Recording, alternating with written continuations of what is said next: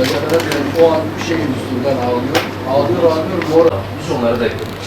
Ağladığı için bayılan çocuk. Olduğu için mesela ona bağlı bayılma da olabilir. Ama kökeninde bir hastalık yoksa senin yapabileceğin bir şey yok. Tek yapabileceğin şey şu, nefes alamadığı için bayılan çocuklar da var. Yani o an panik haliyle insan ne yapar? Yani şahsı Yapabileceğin hiçbir şey yok. Allah. Aynı şimdi mesela burada diyorum ya, derleme pozisyonu var da biliyorum. Ağlıyor, bayılıyor. Mesela götürüyorlar arkadaşlar da yemek yiyorsunuz. Yemek yediniz, birden öksürmeye başladı. Ne yaparsınız?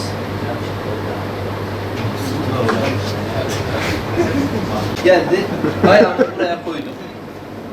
Şimdi göbek deliğiyle göğüs kemiğinin bittiği yerde bizim diyafram kasımız. En güçlü vücut kasıdır. Sol elimi oraya koydum. Kişiyi hafif eğdim. İki kürek kemiğinin arasına 5 kere süpürür tarzda. Ama hızlı. Destekliyoruz. 5 kere içeri ve yukarı. İçeri ve yukarı. Şimdi ben yapmayacağım. Şey yapıyoruz. Dondurma alır gibi. Şöyle şeklinde değil mi? Evet. Tabii sert yapacağız. Düz baskı değil. Yok.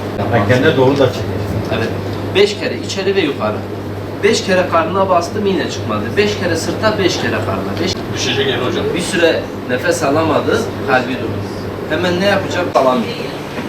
Şimdi ilk önce bir sandalye varsa ya sandalye yoksa bu şekilde dizimizin üstüne koyalım. Bismillahirrahmanirrahim. Adnan Önder, Batman Umut Kervanı Sekreteri.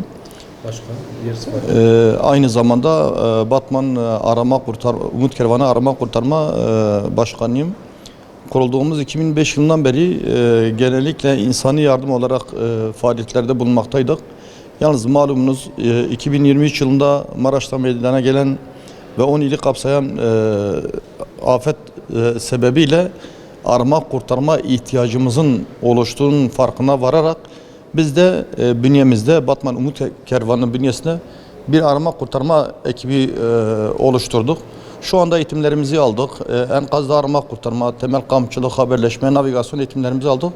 En son olarak ilk yardım eğitimimizi alıyoruz. İnşallah bunu tamamladıktan sonra ahirette sınavına gireceğiz. Ahirette olduktan sonra inşallah belgelerimizi alacağız. Afet durumunda Rabbim uzak dursun. AFAD bünyesinde AFAD'ın belirleyeceği, bize vereceği görev sahasında faaliyetlerimize devam edeceğiz inşallah. Zaten biz bunu gönüllülük esası üzerine yapıyoruz. Şunun farkına vardık. Yani bir insanı istediğiniz kadar yardımda bulunabilirsiniz ama bir hayat kurtarmak binlerce insanı giydirip yedirmekten daha avla olduğunu gördük. Özellikle mesela şunu da belirtelim.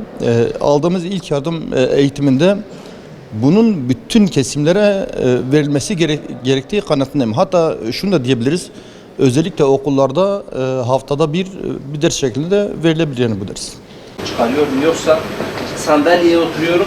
Diyelim ki bu elimi kullanacağım. Bebeğin çenesini destekliyorum. Hatta biner pozisyonda elime bindiriyorum.